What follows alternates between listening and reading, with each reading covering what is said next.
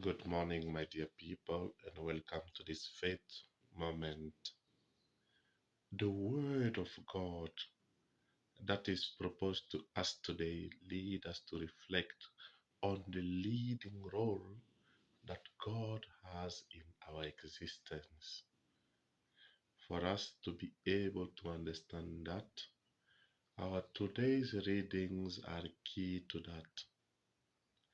The first reading confronts the self-sufficiency of those who do without God and choose to live on the margins of His plan, with the attitude of those who choose to trust in God and entrust themselves to His hands. The prophet Jeremiah warns that to do without God is to walk a path of death and renounce happiness and full life. It is a very painful experience to trust or wait and receive betrayal or ingratitude. In certain extreme moments, it seems that everything is falling apart around us and that we lose the will to continue building our life. Today's reading puts us on our guard that everything human is ephemeral. It is passing by, limited, finite.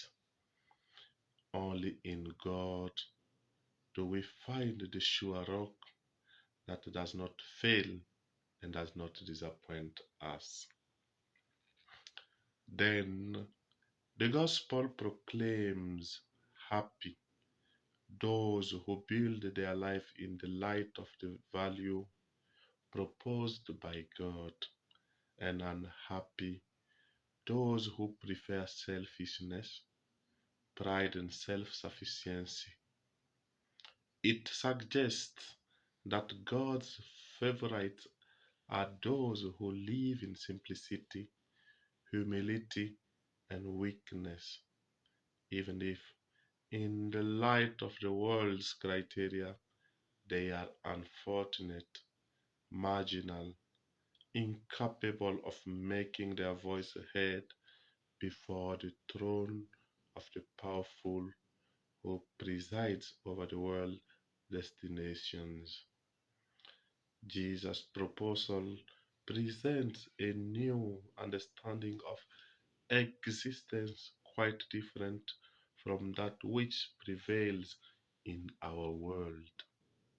The logic of the world proclaims happy those who have money, even when that money results from the exploitation of the poorest, those who have power, even if that power is exercised with arrogance and arbitrariness, those who have influence, even when that influence is obtained at the expense of corruption and illicit means.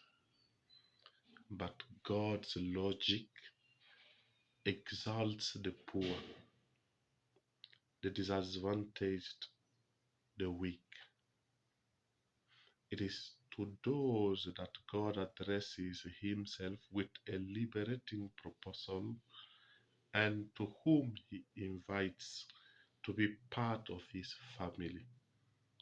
The liberating proclamation that Jesus brings is therefore a good news that fills the resentful heart, the marginalized, the oppressed with joy.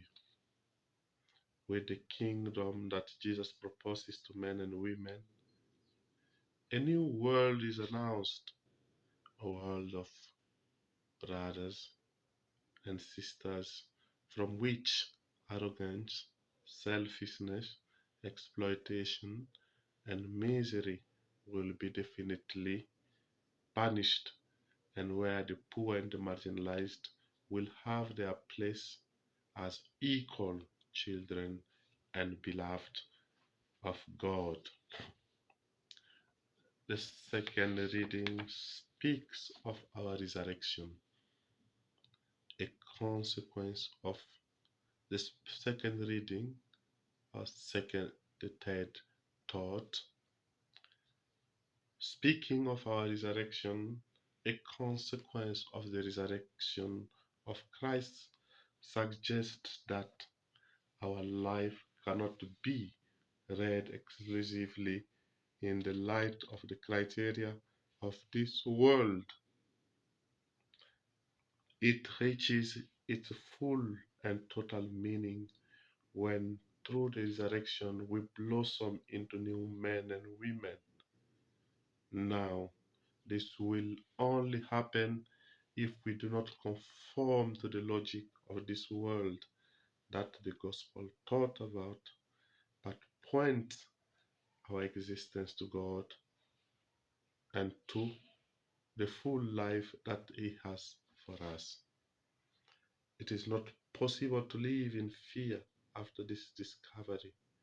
We can commit ourselves to the struggle for justice and peace, with the certainty that injustice and oppression cannot put an end to the life that animates us.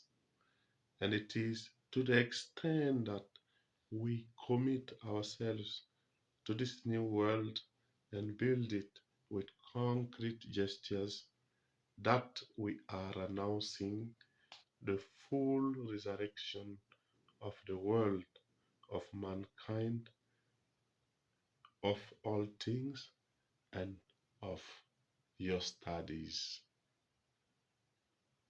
The Lord be with you, and I wish you a happy and wonderful Sunday ahead, and enjoy the week that we are beginning soon. Thank you so much.